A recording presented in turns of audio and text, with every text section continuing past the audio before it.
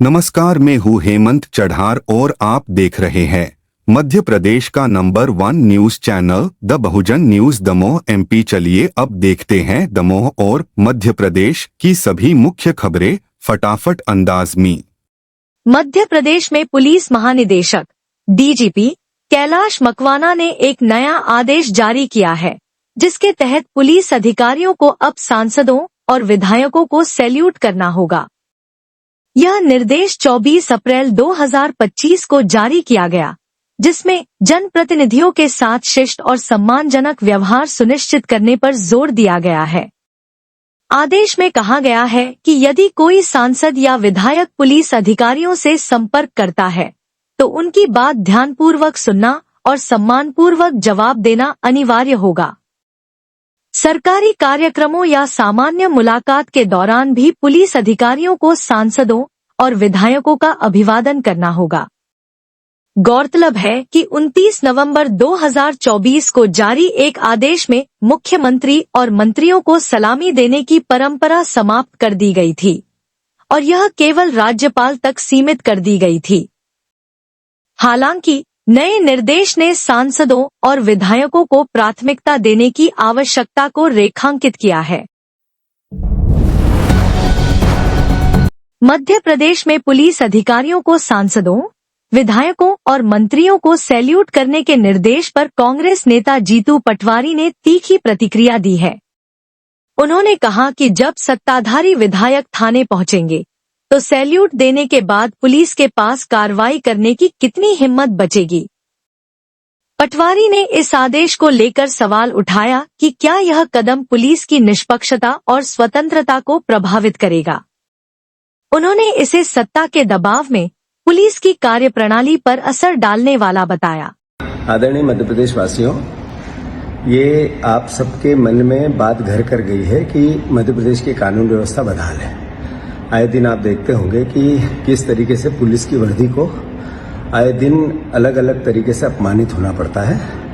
मध्य प्रदेश की कानून व्यवस्था क्यों लचर है, इसके पीछे अगर एक बड़ा कारण है तो मध्य प्रदेश की सरकार पे माफिया हावी हो गए।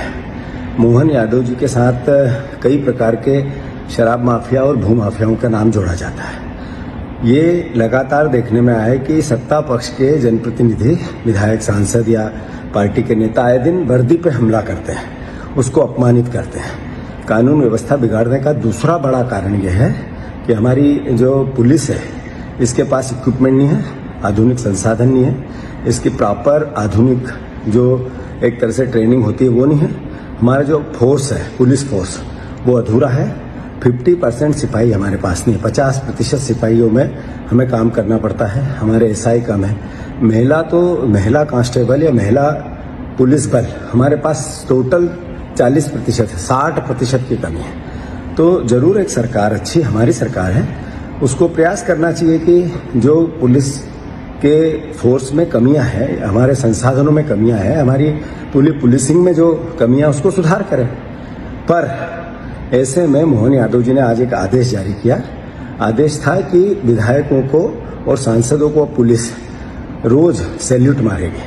अगर कानून व्यवस्था सैल्यूट मारने से ठीक हो तो मोहन भैया का ये निर्णय ठीक है, अन्यथा ये पुलिस की वर्दी का अपमान है। जनप्रतिनिधि बदलते हैं, सरकारें बदलती हैं, पर पुलिस की वर्दी हमेशा रहने वाली है। इसका सम्मान करना हर नागरिक का दायित्व है, हर जनप्रतिनिधि का भी दायित्व है। अगर इस तरीके से इसको अपमानित करेंगे, हम रोज सैल्यूट मारकर कानून व्यवस्था सुधारने की कोशिश करेंगे, तो मैं समझता हूँ ये बचपना है, ये एक तरह का अपरिपक्व निर्णय है। मोहन यादव जी, इसी वक्त पुलिस की वर्दी का अपमान आप जो करवा रहे हो, ये कम करो। हाँ, जनप्रतिनिधियों का अपना एक प्रोटोकॉल है, उसकी पालना होनी चाहिए, उसका सम्मान होना चाहिए। वो कब होगा? जब आप जनप्रतिनिधि की बात सदन में सुनोगे, आप सरकार में सुनोगे, जनप्रतिनिधियों को इक्वल समझोगे, कांग्रेस बीजेपी में इसको बांटोगे नहीं, तब विधायक सांसदों की सम्मान होगा, सैल्यूट देने से नहीं होगा। तो फिर से ये जो आपने आर्डर निकाला है कि पुलिस की वर्दी रोज विधायक और सांसदों को सैल्यूट मारे, इसको वापस लो। हम इसका विरोध करते हैं। और मोहन यादव जी, आप थोड़ी गंभीरता से क्यों कानून व्यवस्था बिगड़ रही है, इसकी चिंतन करो, एक एक्सपर्ट्स बुलाओ, ये काम का वर्गीकरण करो। मुख्यमंत्री का बहुत बड़ा दायित्व होता है, इस दायित्व को निभाने के लिए गृह मंत्री का दायित्व और किसी योग्य व्यक्ति को दो। मैं आपसे आग्रह करता हूं, ये निर्णय जो आपने दिया, ये इसी कारण से आपने दिया कि आपके पास बहुत काम है, इसके अच्छे और बुरे के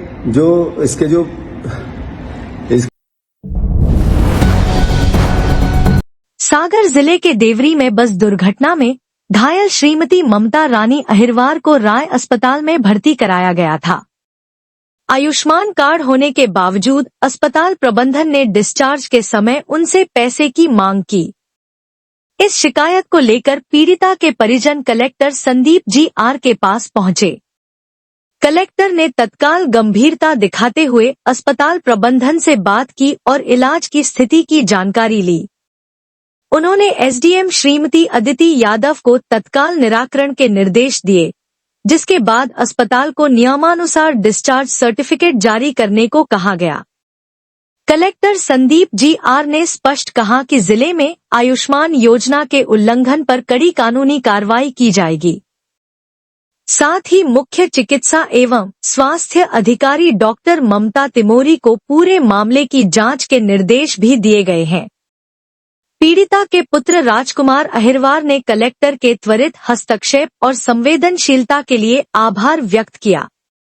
अब वे अपनी माताजी का आगे का इलाज भोपाल में करा रहे हैं। कलेक्टर की सक्रियता से एक बार फिर आमजन का प्रशासन पर भरोसा मजबूत हुआ है।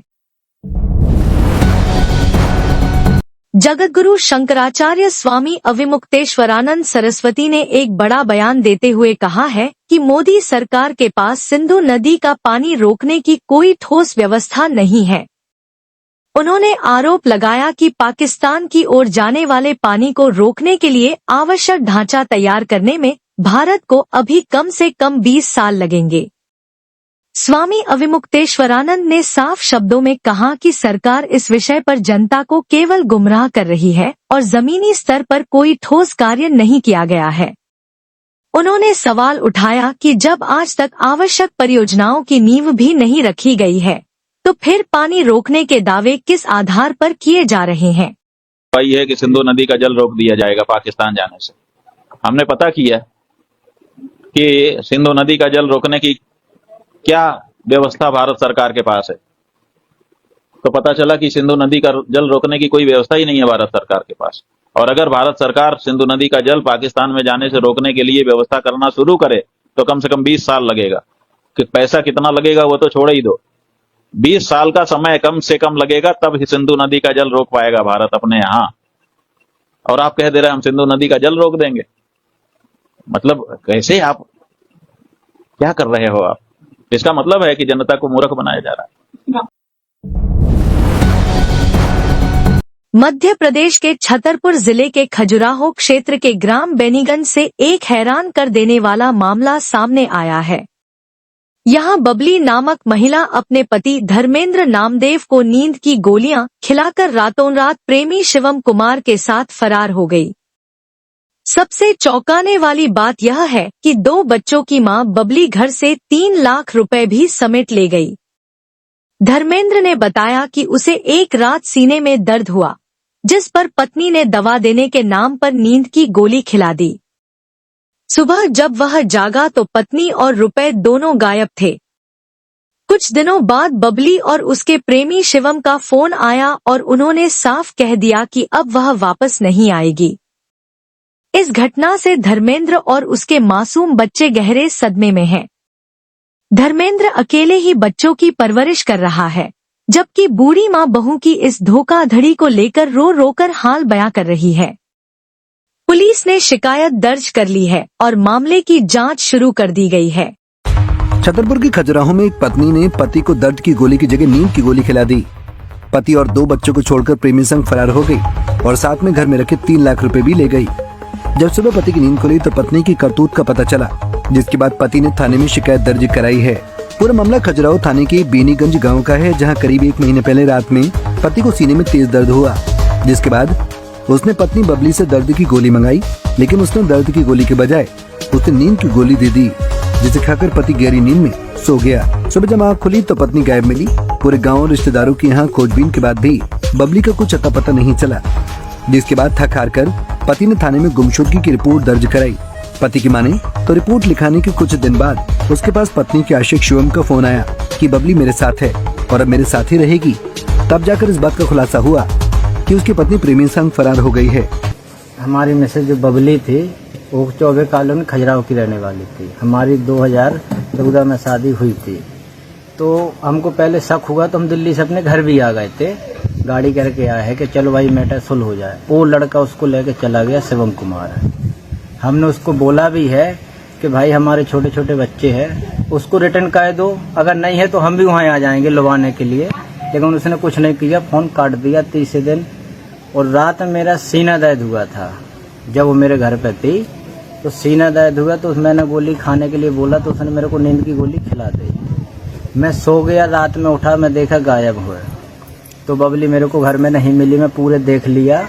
रात में थाने भी गया, फिर सुबह भी गया थाने में। और 2-3 दिन बाद उसका कॉल आया उस लड़के का, कोई मेरे साथ वो आ गई है। अभी तक फिर भी उसका कोई पता अब नहीं है। और वो लड़का अब फोन भी स्विच ऑफ कर रखा है। तो आपने थाने में इस संबंध में शिकायत कर दी है? हाँ, इसकी हमने शिकायत भी की और थाने में जाकर रिकॉर्डिंग भी सुनाई कि इस फोन से आ रहा है, इसका लोकेशन निकालो। तो अभी तक कोई लोकेशन नहीं निकला। तो क्या आपकी पत्नी से अभी तक आपकी बात हो पाई? मेरी बात 5-6 दिन पहले हुई है, महीना 15 दिन पहले। अब न बात हो रही न फोन उठा रही। उसने एक मेरे पास नहीं, तो आपकी पत्नी से बात हुई थी या उस लड़के से बात हुई थी? पत्नी से भी हुई, लड़के से। पत्नी का क्या कहना था? पत्नी ये कह रही है कि अब मेरा पीछा छोड़ दो, अब मेरे को नहीं आना है। तो फिर मैं बोला कि इन बच्चों को मैं भी अगर छोड़ के चला जाऊं तो कौन देख रहा है। फिर उसने मेरे से तलाक ली नहीं है अभी तक। उसने पत्र भी अपना भेज दिया कि हमने अपना शादी कर लिए है। अब इसको जब हमको तलाक नहीं मिली तो इसके ऊपर भी तो कोई कार्रवाई होती होगी। नहीं तो क्या चाहते हैं अब आप? हम तो ये चाहते हैं कि जब वो तलाक नहीं लिया तो उसको फंसाया जा किसी चाल में, या तो उस पर कानून हो या कुछ भी हो। जब ये बच्चे छोड़ गई है इतने तो इनका भी तो कुछ फर्ज बनता है कि उसी भर का फर्ज है कि जो अपने मर्जी की चलती रहेगी। तो कोई जैसे वो चली गई हैं तो कुछ आपके ऐसा तो नहीं कि वो कुछ साथ में आपके रुपए पैसे या? पैसा तो हमारा 3 लाख रुपए लेके गई है, मकान के लिए रखा था। अच्छा। हमने इसलिए हल्ला नहीं किया कि चलो बात होने लगी तो 1-2-4 दिन में 5 दिन में आ जाएगी। बगल में रहता था कि चलो भाई दोस्ती यारी में है, चलो आ जाएगी। लेकिन वो पैसा लेके भी चली गई है। जिस व्यक्ति के साथ वो गई हैं उनको आप पहले से पहचानते थे? हाँ, शिवम कुमार है उसका नाम, मैनपुर इटावा, खड़कोली गाँव। अच्छा, तो वो वहीं जहाँ आप बाहर थे वहीं आपके साथ काम करता था? हाँ, बगल में रहता था वो। काम कहीं और करता था, वो बगल में रहता था। अब इन दोनों के बीच में क्या हुआ मेरे को जानकारी नहीं चली। जिस दिन जानकारी चली मैं 20,000 रुपए में गाड़ी करके घर आ गया लेके उसको। फिर वो यहाँ से घर से ले गया रात में, वो भी जो भी पैसा रखा था पैसा भी ले गया। फिलहाल 2 बच्चों की मां बबली ने घर लौटने से साफ इनकार कर दिया है। वहीं बिना मां के बच्चों को रो रो कर बुरा हाल है। Subscribe the Bahujan News and like this video.